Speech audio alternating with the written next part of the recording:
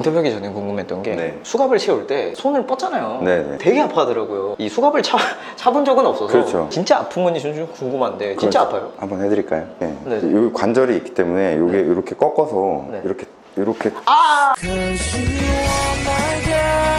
제가 먼저 한번 여쭤볼게요. 인간이 사는 이유가 뭐라고 생각하시죠? 행복하기 위해서는 그렇죠. 99%가 행복을 위해서 산다고 말씀을 하세요. 근데 하지만 경찰은 24시간 근무 체계로 돌아가게 돼 있지 않습니까? 네네. 경찰이 쉬는 걸 본 적 없으시죠? 그렇죠. 네, 그로 인해서 교대 근무가 불가피하거든요. 이틀, 3일에 한 번씩 밤을 새야 되고 또 당직 근무라는 것을 하게 되면 30시간 정도를 근무를 합니다. 아침 8시에 출근하면 다음날 12시에 퇴근을 하는 거예요. 근데 그동안에 그러면 뭐 좀 잠도 자고 밤에 뭐도 할 수 있겠지라고 생각하지만 정말 단 한숨도 못 잡니다. 대부분의 서울에서 근무하시는 형사분들은 거의 대부분 그렇게 근무를 하시고요. 자더라도 의자에서 쪽잠을 잔다거나 기본적으로 인간이 추구해야 되는 그 수면 욕이 있잖아요. 그런 욕구가 충족이 안 되기 때문에 행복한 삶을 살기 위한 전제 조건이 좀 부족하다. 지구대 파출소도 마찬가지예요. 변형 3교대라고 해서 야간 비번, 야간 비번, 야간 비번 이렇게 근무를 하기도 하고요. 아니면 네. 주간, 야간 비번, 휴무. 그러면 오늘은 낮에 근무하고 내일은 밤에 근무하고 사람이 그러면 어떻겠습니까? 이 생활 패턴이. 정상적인 생활이 안 되죠. 절대 정상적인 생활을 할 수가 없어요.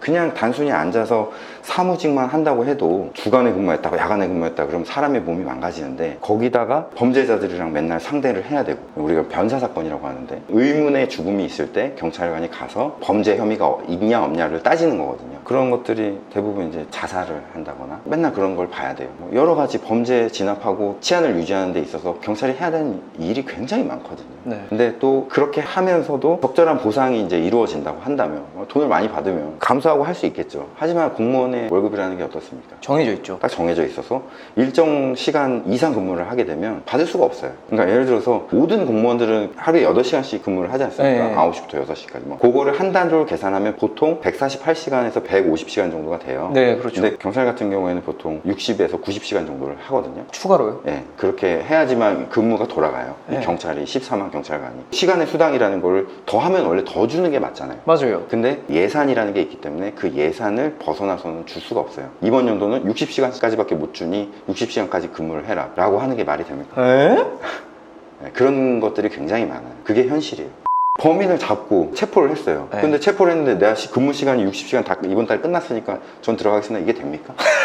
말도 안 되죠. 그러면 그 돈도 받지도 않고 그냥 하게 되는 거죠. 물론 그 시간이 그렇게 많지는 않아요. 하지만 적절하게 보상을 받지 못한다는 거죠. 왜냐하면 경찰의 인원이 공무원 중에서는 제일 많기 때문에 그 예산도 행정안전부에서 돈을 주는데 그걸 벗어나서는 이제 받을 수가 없는 거예요. 이건 좀 그런데? 뭐 공무원들 복지부동이라고 얘기를 하는데 시스템 자체가 그렇게 돼 있습니다. 그렇다고 뭐 그 일을 많이 하는 사람이 뭐 진급을 한다거나 이런 게 아니거든요. 저 또한 굉장히 열심히 하는 스타일이었거든요. 범인을 잡는다 뭐 그러면 한 달 내내 뭐 그 기간 동안에 집에 안 가고 시간의 수당 이런 거 다 필요 없고 무조건 난 1등 하겠다. 경찰에 그냥 뼈를 묻겠다. 이런 생각으로 이제 했었는데 결국에 돌아오는 거는 표창장 그거 받는다고 해서 진급이 되는 건 아니거든요. 점수를 조금 더 플러스를 받을 수 있는데 그것 또한 예를 들어서 뭐 3점 만점이라고 하면 그 이상으로 받는 건 의미가 없어요. 아, 그것도 의미가 없어요? 네. 열심히 한다고 해서 그렇게 보상은 안 오네요? 없는 거죠. 심사를 하는 것 자체가 비밀이에요. 양적인 거는 오픈을 하지만 주관적인 평가는 오픈을 하지 않기 때문에 누구도 알 수 없어요. 이거 벌써부터 냄새가 나는데요? 네.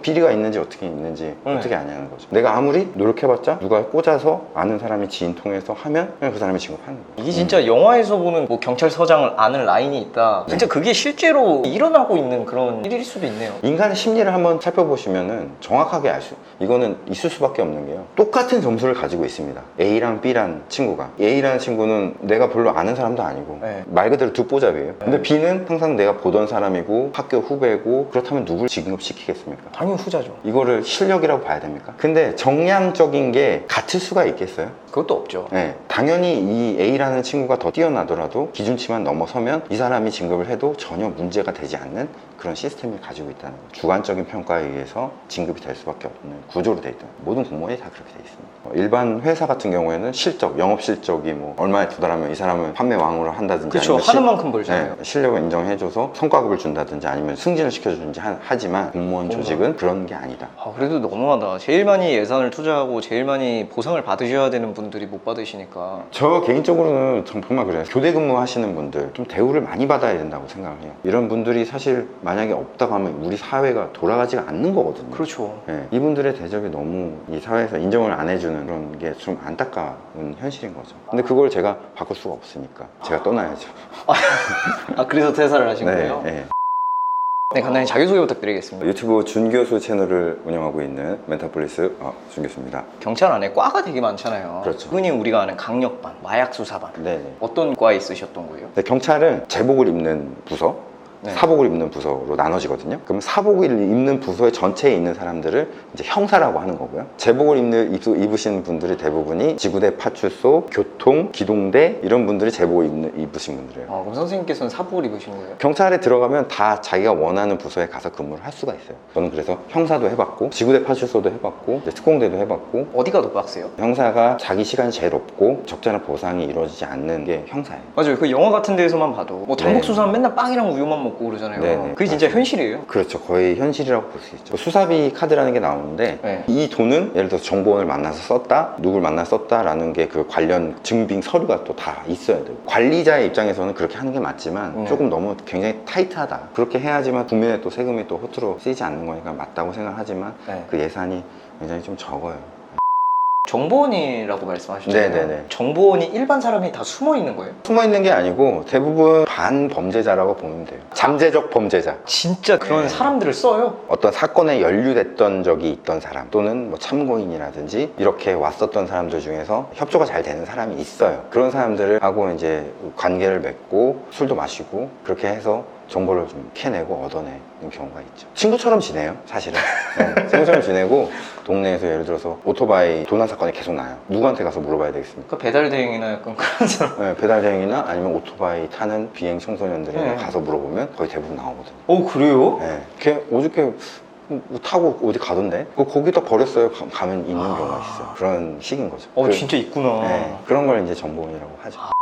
그래도 공무원을 하는 이유는 요즘 사회 분위기 자체가 안전된 직장, 퇴직연금 이것만 보고 하시잖아요. 네네. 그런 분들을 보면 어떤 느낌이 드세요? 저는 그 선택 자체는 좋다고 생각을 해요. 일단 여성분들을 한번 볼게요. 경단녀 뭐 이런 표현을 하잖아요. 경력 단절된 맞아요. 여자 뭐 네. 결혼을 하거나 아이를 낳거나 육아휴직을 해도 공무원은 그럴 필요가 없어요. 육아휴직을 하더라도 뭐 1년 동안은 월급이 나오고 그리고 내 호봉이 깎이는 것도 아니고 그 자리로 다시 돌아가서 다시 근무를 할 수 있고 또 유학이라는 것도 갈 수가 있고 유학을 가더라도 또 1년 동안은 자기 봉급의 60% 정도 국가에서 또 지원을 해줘요. 반사장의 허가를 받으면 1년 동안 가서 어학연수 배우면서 기본 자기 본봉이 얼마 정도가 또 나온다는 거죠. 그래요? 네, 그런 제도가 거의 없잖아요. 네. 공무원은 그런 제도가 있다는 게 굉장히 큰 장점이죠. 근데 지금 퇴사하셨었잖아요. 네네. 근데 후회는 없으세요? 저는 없어요. 일도 없어요. 왜냐면 행복하기 위해서 사는데 제가 생각하는 행복의 기준은 한마디로 얘기하면 자유거든요. 그 자유에는 심리적, 정신적 자유도 들어갈 수도 있지만 또 경제적인 자유도 또 들어가거든요. 맞습니다. 하지만 공무원이라는 것은 겸직금지 위반이라는 게 있기 때문에 어떤 뭐 재테크, 부동산을 사고 뭐 주식을 사고 하는 거는 상관이 없지만 제재가 올 수가 있어요.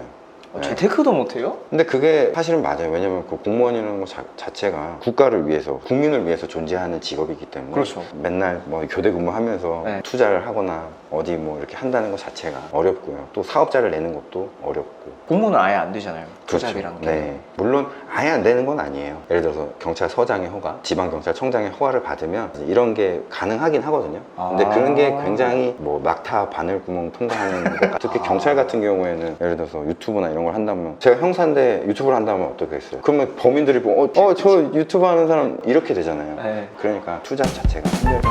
지금 여러분은 행전남 TV를 행전남 TV를 행전남 TV 행전남 TV를 행전남 TV를 시청하고 계십니다. 보고 계십니다.